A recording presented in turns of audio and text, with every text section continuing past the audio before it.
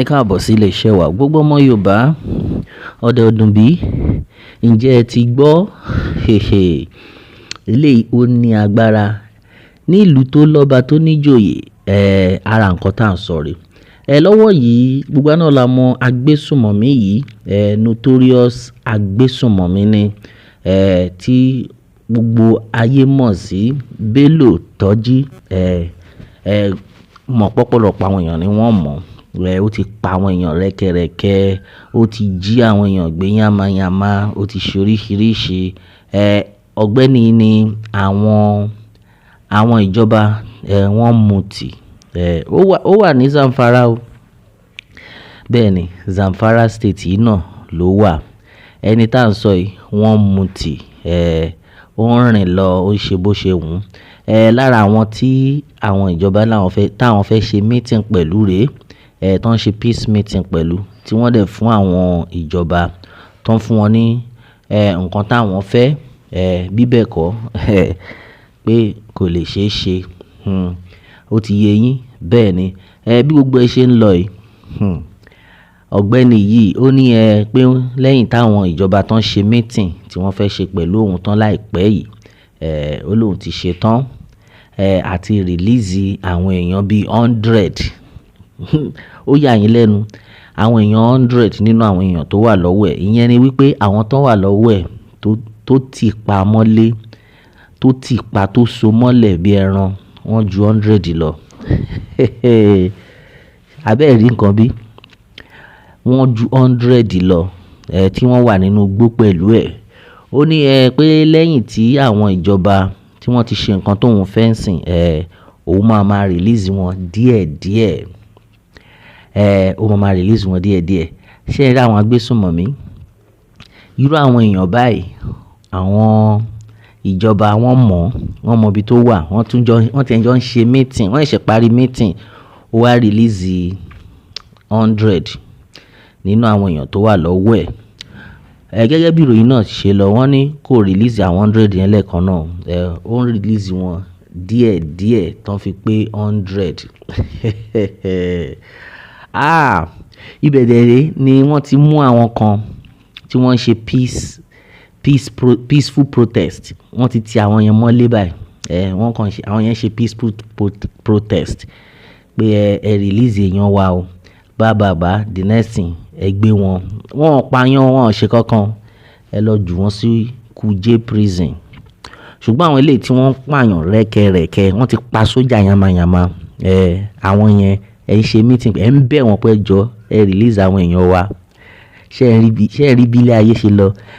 Ẹ tún lọ ń bẹ̀ wọ́n, ẹ release àwọn èèyàn wa. Tẹ́lẹ̀ mọ́ bí táwọn èèyàn wà tẹ́ máa wọnú gbó tẹ́ lọ gbé nǹkan kẹ́ pa gbogbo àwọn lè dànù. Irọ́ wọn ò ní ṣe yẹn. Ìlú tí a ti bára wa rèé o. Ṣèbẹ́ yín náà rí bó ṣe ń lọ. Gẹ́gẹ́ bí ìròyìn náà ti ṣe lọ, àfi k'Ọlọ́run ṣàánú wa ni. Wọ́n ní notorious bandit kingpin Bello Turji releases 100 captives in fresh peace deal. Onto this one, it happened in Zamfara state. Bello Turji has released about 100 captives as part of a renewed peace initiative in Zamfara state. Who released 100?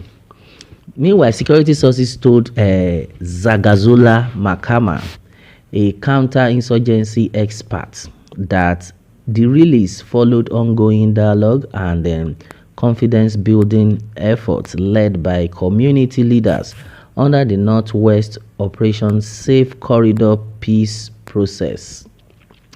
The victims, including men, women, and children, were handed over to local authorities and then taken to a hospital for medical examination before being reunited with their families.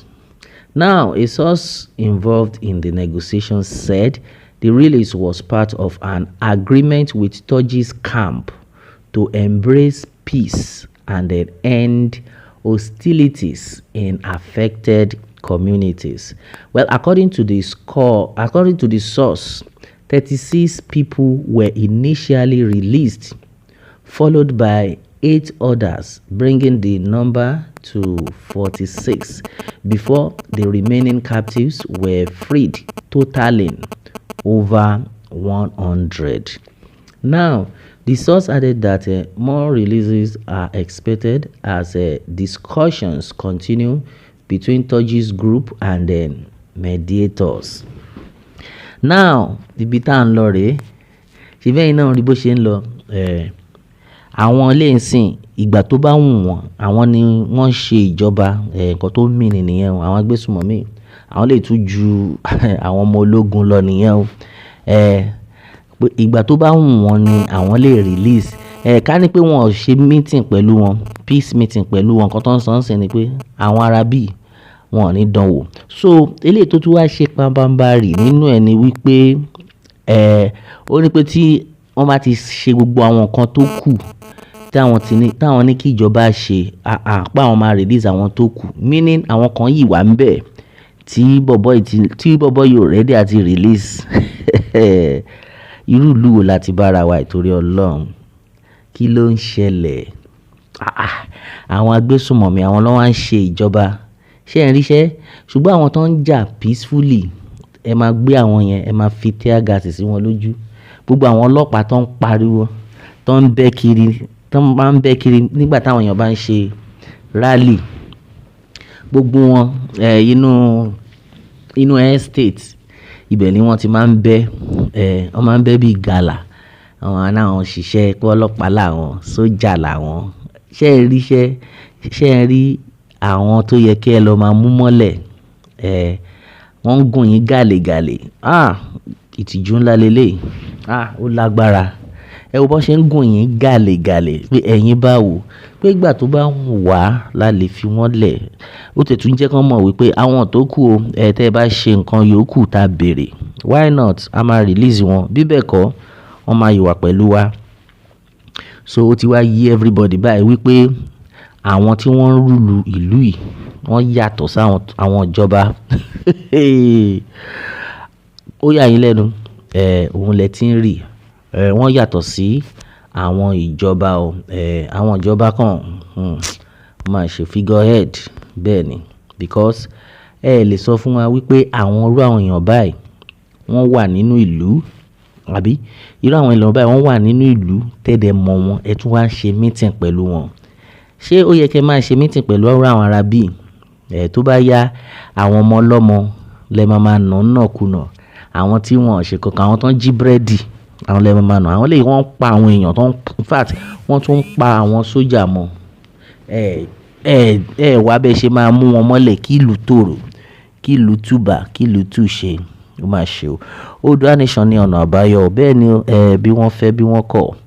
Oòduà Nation ló lè ṣe. Àníríjú báyìí lọ lórí eléyìí ẹ̀yin èèyàn wa. A ó máa bẹ ọ̀bẹ níbẹ̀ ṣọ́ àtẹ́lẹsẹ̀ abẹnà o. Ẹni tó bá lámábọ̀ láàní dé bá, kélédùà kó bùkún fún orílẹ̀-èdè Yorùbá.